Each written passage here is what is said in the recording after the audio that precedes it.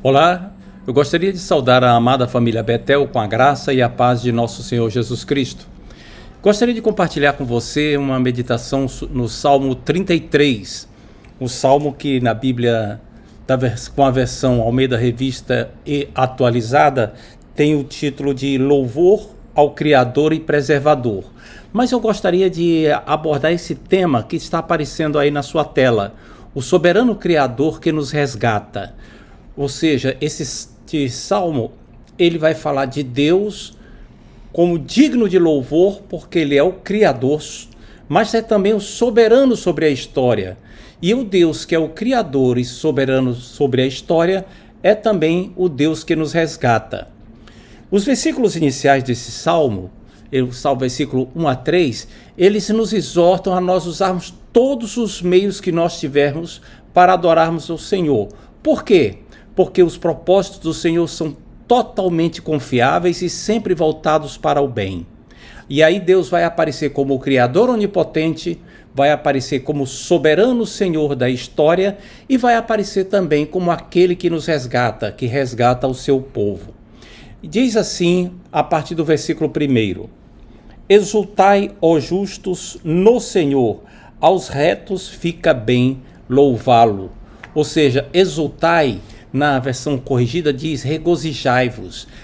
O sentido aqui é cantem de alegria, se alegrem, fiquem cheios de júbilo, pulem de contentamento. Mal comparando, é mais ou menos como aquelas pessoas que sentem uma alegria tremenda quando o time pelo qual torcem faz um gol na final de campeonato e se sagra vencedor. Isso é uma alegria passageira, momentânea, é uma alegria terrena, mas aqui está falando de algo mais profundo, algo que Deus nos dá. E diz que aos justos convém ao louvor. E é interessante que aos retos fica bem louvá-lo. O que quer dizer isso?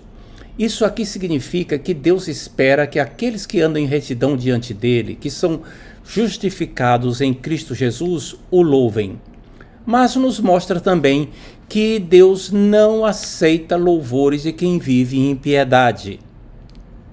Não é só porque uma pessoa tem em seus lábios uma expressão de glória a Deus, de louvar a Deus, que Deus está aceitando este louvor. Não.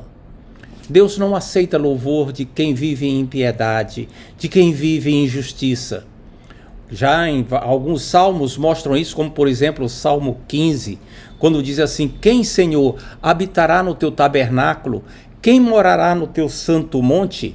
Aquele que vive com integridade e pratica justiça. E vai descrevendo uma série de qualidades daquele que vive em retidão diante do Senhor, para que possa louvar ao Senhor e ter o seu louvor aceito. No versículo 2 diz assim: celebrai o Senhor com harpa, louvai-o com cântico e saltério de 2 cordas. A harpa e o saltério de 10 cordas aqui estão representando todo tipo de instrumento que podem ser utilizados para louvar a Deus. Seja instrumento de corda, de percussão, de sopro, qualquer tipo de instrumento, tudo deve ser utilizado para louvar a Deus. No livro de Salmos são citados vários desses instrumentos. A harpa aqui, possivelmente, era aquela harpa pequena, do tipo que Davi parece que tocava, uma estrutura de madeira com algumas cordas. Já o saltério de 10 cordas era um instrumento maior, que não era facilmente transportável. Era utilizado para atingir notas mais graves. Ou seja, todo tipo de instrumento está sendo aqui citado, englobado, para poder celebrar o Senhor. E diz assim: entoai-lhe um novo cântico. Um novo cântico não é só no sentido de ser uma canção inédita, um hino inédito, que não foi cantado antes, algo que eu acabei de compor. Não é apenas isso. Isso também. Mas é também porque as misericórdias de Deus se renovam, são novas cada manhã. Deus diz que faz nova todas as coisas. É neste sentido que nós podemos louvar a Deus por causa das suas obras que são sempre renovadas, a sua graça que é sempre renovada. E aí fala para nós termos essa sensação do novo, do inédito, ao louvarmos ao Senhor, reconhecendo aquilo que Ele nos dá. Na segunda parte do versículo 3 diz assim: tangei com arte e com júbilo. Tangei com arte, ou seja, tocai bem, como tem na versão corrigida, ou tocai com habilidade, como tem na NVT e na NVI. Aqui está fazendo um certo padrão de exigência. Deus quer que nós o louvemos com o melhor de nossas habilidades, com o melhor que nós somos capazes de fazer. Antigamente era comum se ouvir nas igrejas a expressão assim: irmãos, eu quero louvar ao Senhor, eu não sei cantar, mas é para a honra e glória do Senhor Jesus. Isso soava meio que ridículo. Se a pessoa não sabe cantar, ela não deve se aventurar para cantar em público para louvar a Deus. Ela canta em privado, em particular. Deixa quem sabe cantar bem, quem sabe fazer as coisas com habilidade, para fazer em público, conduzindo o louvor congregacional. Nós temos que fazer o nosso melhor para o Senhor, dar o nosso melhor para Deus, o melhor que nós somos capazes de fazer. Aqui, a partir do versículo 4, então tem algumas questões que o salmista coloca, porque nós vamos louvar a Deus. E diz assim: porque a palavra do Senhor é reto, e todo o seu proceder é fiel. Ou seja, a palavra do Senhor é a expressão da vontade de Deus, aquilo que Deus manifesta, e isso é reto, isso é justo. Ou seja, a questão da justiça na Bíblia significa a conformidade com um determinado padrão. O padrão de Deus é correto, é justo. As obras dele são justas, a palavra dele é sempre justa. No versículo 5 diz que ele ama o direito, ele ama a justiça e o direito, e a terra está cheia da bondade do Senhor. Deus ama aquilo que é correto, ele ama a retidão. Aqui está bem explícito isso. Mas eu quero pedir a sua atenção para essa palavra: a terra está cheia da sua bondade. O que quer dizer essa bondade? A palavra que é traduzida aqui por bondade é uma palavra hebraica que tem um sentido muito mais amplo do que uma única palavra. Às vezes essa palavra é traduzida na Bíblia por bondade, às vezes por misericórdia, às vezes por longanimidade, às vezes por benignidade. É uma palavra muito rica. O que é que essa palavra significa? Ela significa o amor leal de Deus para com aqueles com quem ele tem aliança. O amor leal de Deus para com aqueles com quem ele tem aliança. Aqui no versículo está enaltecendo esse amor leal de Deus. Deus fez uma aliança com Israel por meio de Abraão, Isaque e Jacó, uma aliança que foi confirmada pelo povo lá no Sinai, diante do Monte Sinai, quando Moisés fez a aliança do antigo pacto com o Senhor. Nós estamos vivendo debaixo da nova aliança, uma aliança que existe em Jesus Cristo. Deus fez uma aliança conosco em Cristo, e nós somos alvos desse amor leal de Deus, do amor leal que Deus tem para com aqueles com quem tem aliança. E é interessante que esse salmo, ele mostra que esse amor leal de Deus se estende a toda a humanidade, a todo o mundo, porque diz assim: a terra está cheia do amor leal de Deus. Mas como assim? Lembra que Deus fez uma aliança com Noé, de que não iria enviar um novo dilúvio sobre a terra? E até hoje essa aliança permanece de pé e sempre vai estar de pé. Não haverá um novo dilúvio para destruir a humanidade, porque Deus fez uma aliança e ele é leal às alianças que faz. A partir do versículo 6, do versículo 6 até o versículo 9, o Salmo vai falar agora do poder de Deus para criar e controlar a criação. O poder de tudo que ele tem absoluto. E diz assim: os céus por sua palavra se fizeram, e pelo sopro da sua boca o exército deles. Os céus pela sua palavra. A expressão que é traduzida por palavra aqui é a palavra criadora de Deus. No grego, lá no Novo Testamento, ela é reproduzida em lá em João capítulo 1, como o verbo de Deus, que no princípio estava com Deus e por meio de quem todas as coisas foram feitas por ele. Aqui está falando do poder da palavra de Deus, do poder para criar a Deus, do poder criador de Deus. E diz assim: e pelo sopro da sua boca todo o exército deles do céu, o exército, ou seja, todos os corpos celestes foram feitos pelo sopro de Deus. Aqui o sopro de Deus é um paralelismo para falar da palavra de Deus. Não está falando do Espírito Santo nesse versículo, está falando da palavra de Deus. Ele falou, versículo 7 diz assim: ele ajunta em montão as águas do mar. No versículo 8 diz assim: tema ao Senhor toda a terra, temam-no todos os habitantes do mundo. Temor de Deus. Aqui não está falando de algo para meter medo. Não está falando de alguma coisa que vai amedrontar as pessoas. Não. A expressão temor é uma atitude de reverência que conduz a uma obediência voluntária. Porque eu amo, porque tenho reverência, porque eu admiro, eu obedeço. E aqui é esse tipo de conduta que o salmista está incentivando para que todos os povos tenham o temor do Senhor. No versículo 9 diz assim: pois ele falou e tudo se fez. Ele ordenou e tudo passou a existir. Ou seja, tudo aconteceu simplesmente porque Deus falou. Deus falou e tudo veio a acontecer, tudo veio a existir. Lá em Gênesis diz assim: e tudo se fez, e assim foi. Haja luz e houve luz. E assim se fez, no versículo 7. E assim se fez, no versículo 9. E por aí vai falando. Ou seja, Deus falava e a palavra criava. As coisas aconteciam. Aqui está mostrando o poder criador de Deus. O controle que Deus tem absoluto sobre todas as coisas. Como diz no versículo 7, ele ajunta as águas num montão, em reservatórios. Não existe nada no mundo que fuja ao controle de Deus. Deus tem poder absoluto sobre tudo, absoluto.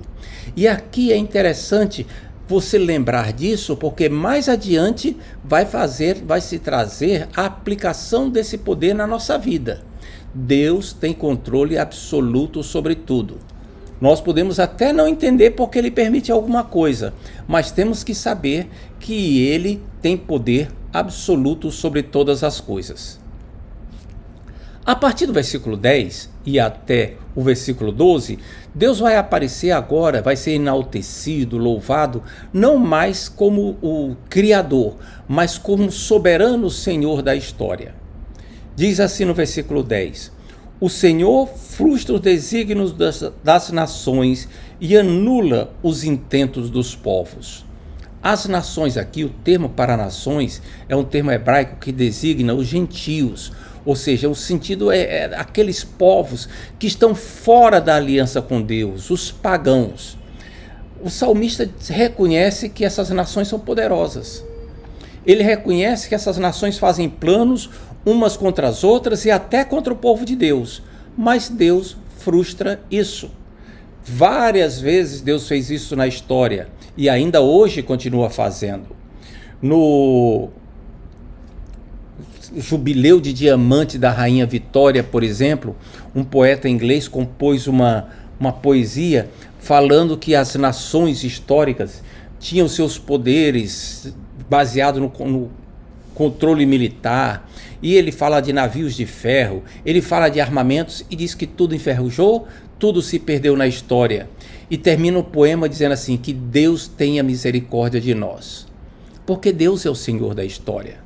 Foi Deus que fez com que os cananeus fossem derrotados, com que os egípcios não conseguissem perseguir Israel, fez com que os babilônicos fossem derrotados, os assírios não entrassem em Jerusalém. Deus é esse Deus todo-poderoso, maravilhoso. Ele tem poder sobre tudo. No versículo 11 diz assim: o conselho do Senhor dura para sempre, os desígnios do seu coração por todas as gerações. Conselho no Senhor aqui é no sentido de os propósitos do Senhor. É esse o sentido. A palavra conselho, na versão que eu estou usando, é uma versão antiga, que eu gosto muito dela, me acostumei com ela. Ela usa uma palavra antiga, mas o sentido é o propósito de Deus, os propósitos do Senhor. Deus tem um propósito que é eterno, que dura para sempre. Deus não é volúvel, Deus não fica mudando de opinião. Mas quando você diz assim, e a Bíblia não diz que Deus se arrependeu? Note que às vezes você encontra essa expressão na Bíblia, algumas poucas vezes, como a expressão de que Deus assumiu uma conduta diferente daquilo que havia dito em resposta a uma ação humana. Deus disse para Nínive, em 3 dias Nínive vai ser destruída. Mas o povo de Nínive buscou o Senhor, se mostrou contrito pelos seus pecados. E aí diz que Deus se arrependeu de destruir Nínive. A palavra se arrependeu é porque Nínive mudou de conduta, então Deus foi e fez uma nova coisa agora diante da mudança de opção daqueles. Como, por exemplo, nós somos condenados ao inferno, mas Deus mudou o seu plano para conosco, porque nós nos arrependemos e confessamos a Jesus Cristo como Senhor de nossas vidas. Esse é que é o sentido. Deus não muda de opinião. Os propósitos dele são eternos.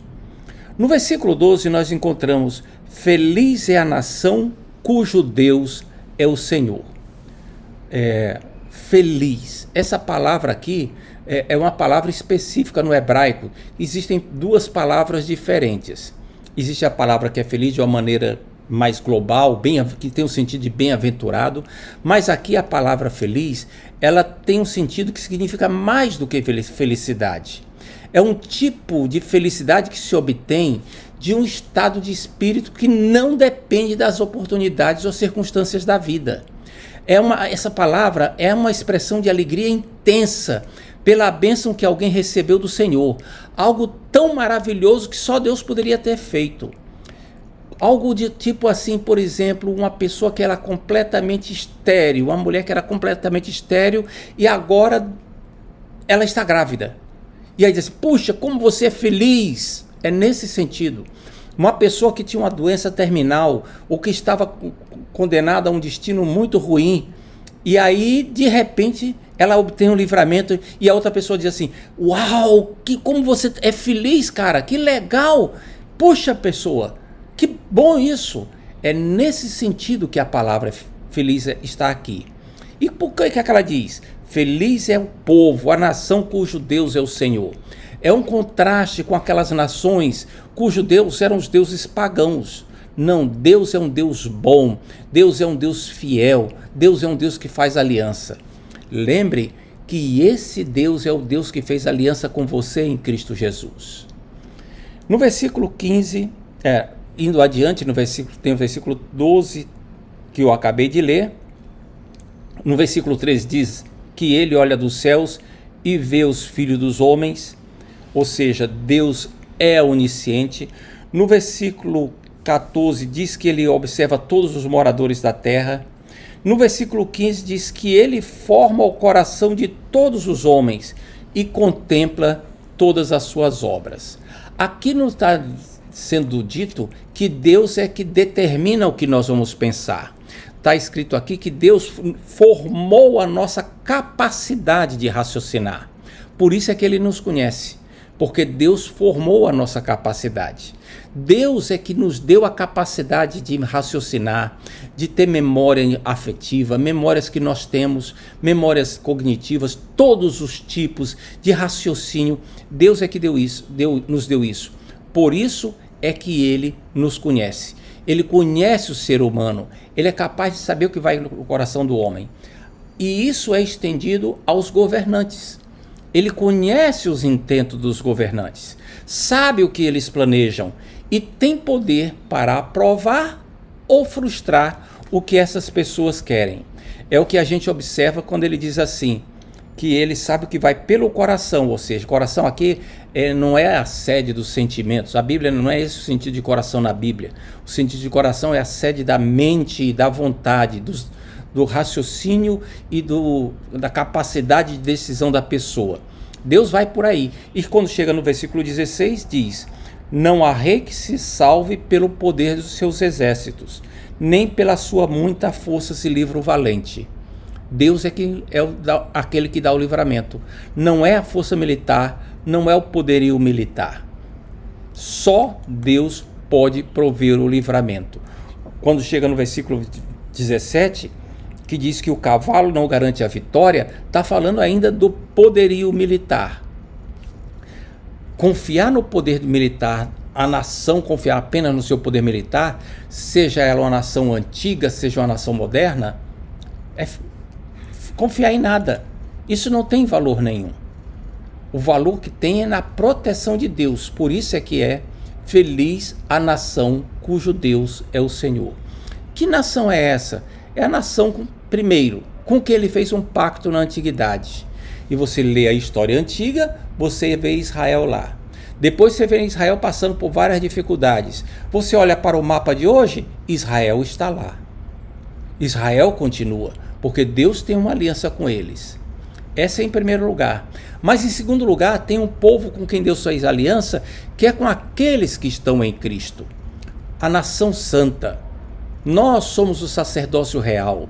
Nós que estamos em Cristo. Você, meu querido, você, minha querida irmã, nós é que estamos em Cristo, somos aqueles que somos felizes. Alcancemos uma bênção tremenda, porque alcançamos a aliança que está em Cristo Jesus. E a partir daqui do versículo 18, nós vamos ver um terceiro enfoque. O Deus que era criador, é o criador, foi o criador. O Deus que é o soberano da história, ele é também o Deus que nos resgata. E diz o versículo 18, os olhos do Senhor estão sobre os que o temem, os que esperam em sua misericórdia. Os olhos do Senhor, ou seja, o cuidado providencial de Deus. O cuidado daquele Deus que conhece as coisas por antecipação. E é interessante que aqui aparece a palavra esperam na sua misericórdia. É novamente aquela palavra em hebraica que fala do amor leal de Deus para com aqueles com quem ele tem aliança. Diz que o cuidado providencial de Deus está sobre aqueles com quem ele tem aliança. O amor leal de Deus. Meu querido irmão, minha querida irmã, por que é que você tem orado? Por que é que você tem clamado? Deus está vendo isso. O Deus que é soberano. Ele vê as suas orações, ele vê a sua necessidade, ele vê aquilo que você clama diante dele. E ele é poderoso, ele tem um amor leal com você por causa da aliança em Cristo Jesus. No versículo 20, diz assim, a nossa alma espera no Senhor. A nossa alma, ou seja, a nossa esperança está no Senhor. É nele que nós esperamos. E é interessante observar que ter esperança em alguém implica em mostrar confiança, mas também implica em mostrar obediência. Se você deposita sua esperança num determinado médico, num determinado recurso, você vai obedecer às instruções desse médico, você vai obedecer às instruções desse recurso, seja ele uma pessoa, uma instituição ou um mero programa de computador. Você vai obedecer às instruções. Deus é a nossa esperança, é nele que nós esperamos. Então isso significa que se nós esperamos nele, nós não apenas confiamos nele intelectualmente, mas confiamos na prática, confiamos com a nossa obediência. Temos que levar isso adiante de uma maneira prática. Nele é que nós esperamos. No versículo 21 diz assim, nele o nosso coração se alegra. Sim, Deus é a única fonte legítima para nós termos alegria. Todas as demais fontes de alegria deste mundo são passageiras, são temporárias e tendem a ser ilusórias. Elas só são verdadeiras, têm algum tipo de veracidade quando estão associadas a alguma coisa que Deus fez, prometeu ou disse. Senão, são alegrias ilusórias. Mas a alegria que vem do Senhor é verdadeira. Por quê? Porque Deus é verdadeiro. Está escrito depois, porque confiamos no seu santo nome, ou seja, aquilo que Deus revelou acerca de si mesmo, o nome revelado de Deus, o nome impronunciável de Deus, que ele se deu a conhecer.